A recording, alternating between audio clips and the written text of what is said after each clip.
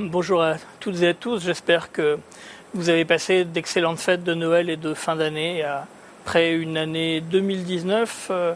intense et riche.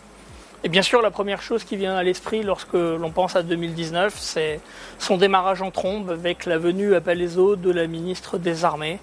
une visite attendue depuis 20 ans par l'ONERA. C'est une visite dont nous avons légitimement tout lieu d'être fiers, tant du point de vue logistique que du point de vue du niveau et de la qualité des présentations qui ont été effectuées, ainsi que de l'impression qu'ils ont laissée à l'ensemble de nos visiteurs. 2019, année impaire, et donc une année Bourget, et nous avons à nouveau marqué les esprits. A également contribué à cette forte visibilité le choix que nous avions fait à nouveau d'illustrer notre vision de l'avenir par une maquette sur notre stand. Et après 2015 et Nova, 2017 et Ampère, 2019 avec Dragon s'est avéré un choix particulièrement judicieux, un projet européen à forte dimension environnementale, qui aurait pu prévoir au moment où on a fait ce choix en début d'année que ce sujet allait avoir l'empreinte médiatique et sociétale que ça a eu au moment du salon du Bourget. D'ailleurs, en matière d'environnement, je pense que l'ONERA a beaucoup de choses à montrer, beaucoup de choses à proposer.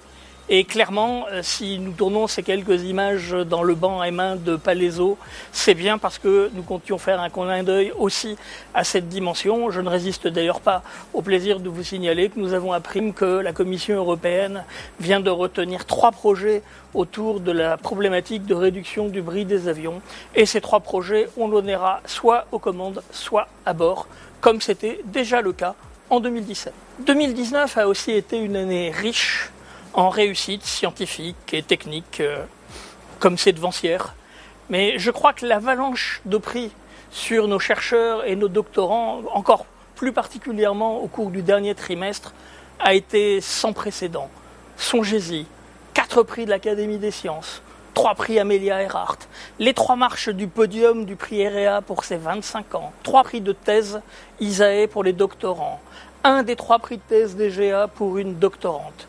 Et à chaque fois, les lauréats ont tenu à souligner qu'à travers eux, c'est l'ensemble des équipes qui étaient ainsi récompensées et honorées. Le conseil d'administration de l'ONERA du 21 novembre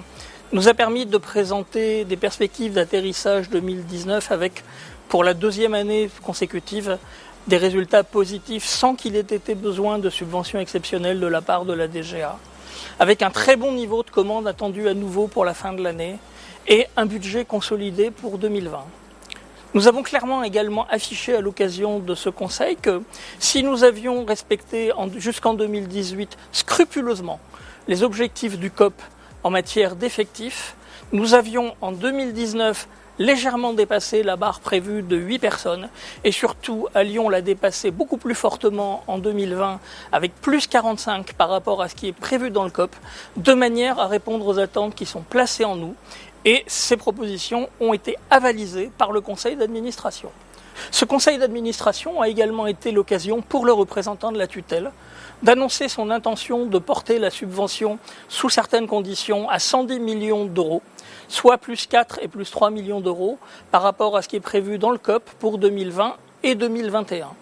J'ai réagi en indiquant y voir un premier signal positif à la prise en compte des problématiques humaines que nous avions exposées et en faisant part de l'intention de la direction générale de l'ONERA d'utiliser cet accroissement de subventions pour améliorer l'attractivité de l'ONERA et la fidélisation de ses salariés. Enfin, nous ne pouvons que souhaiter que les semaines qui viennent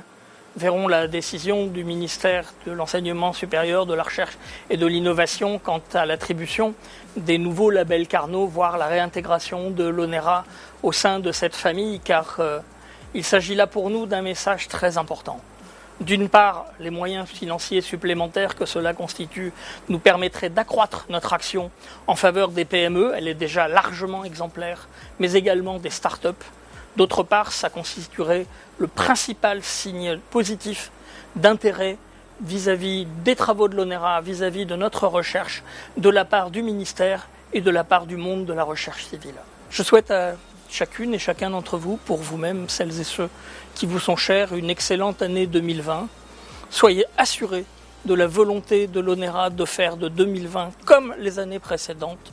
une année qui nous verra contribuer à vos côtés à la construction d'une France et d'une Europe forte pour répondre aux attentes programmatiques et sociétales dans nos domaines de l'aéronautique, du spatial et de la défense.